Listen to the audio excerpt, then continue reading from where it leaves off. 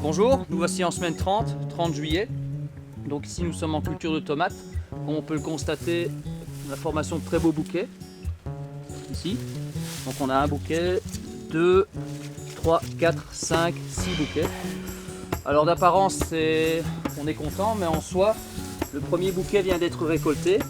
Donc on va arriver au début août. Le deuxième bouquet sera récolté, mais les bouquets du haut, on n'aura pas la chance de pouvoir les récolter, étant donné que le climat n'est pas vraiment propice au mûrissement de la tomate et à son bon développement. De plus, on peut constater qu'on a eu du mildiou sur les tomates.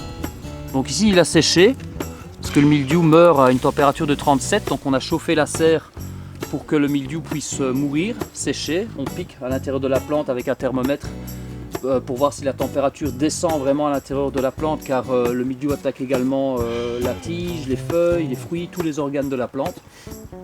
Donc ça, pour le mildiou, pour le moment, on n'a plus de problème. Ceci étant, on arrive bientôt en septembre, et donc ça, c'est plutôt la période la plus propice pour le développement du mildiou. Donc on n'est pas encore sorti du problème.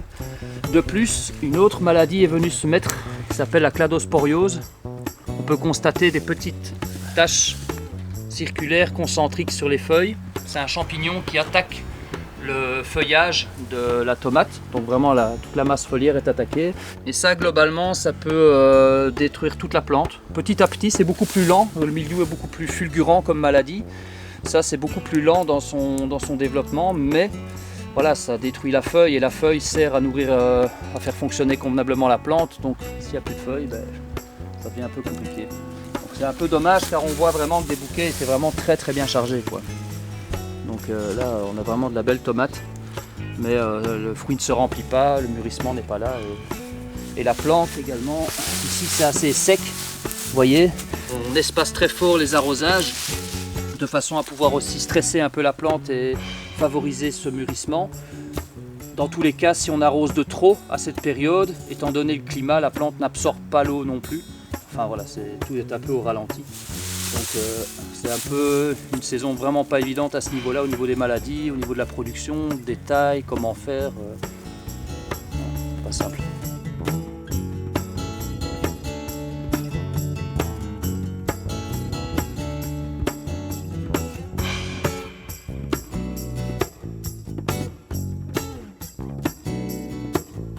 Voilà, nous sommes en culture d'aubergine maintenant, donc la plante s'est vraiment bien redressée, elle a eu des petits problèmes comme on peut le voir ici au courant du mois passé, qui était lié à une bactérie, un pseudomonas, qui a vraiment ravagé très fort les plants, donc toutes les feuilles ont commencé à sécher, mourir, les plants étaient vraiment très laids, et les fruits également ont eu ce genre de problème.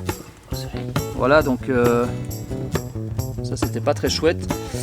Maintenant on est sorti d'affaires, on a fait quelques traitements pour pouvoir détruire cette bactérie qui était très difficile à identifier. Ceci dit, maintenant on rencontre d'autres problèmes qui sont plus liés à des bestioles. Donc on peut voir ici des trous dans les feuilles. Ça, ce sont des chenilles qui viennent manger les feuilles. Là on a une belle larve de coccinelle par contre, qui elle s'occupe des pucerons.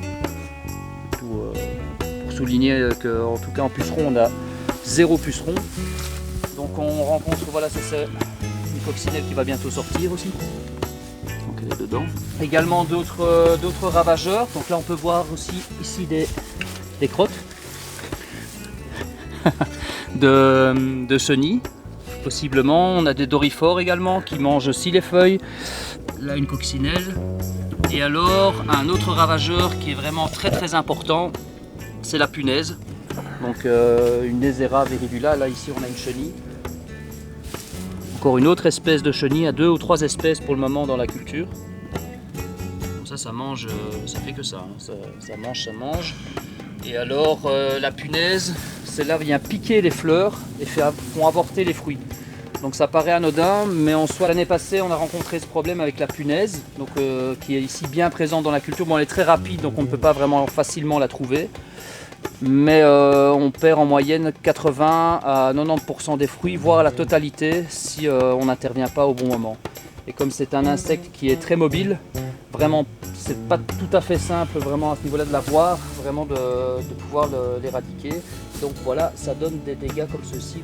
Les fleurs sont piquées, elles tombent, elles meurent, voilà, on a vraiment un fruit à porter et on peut très bien rencontrer une récolte sur le bas du plant.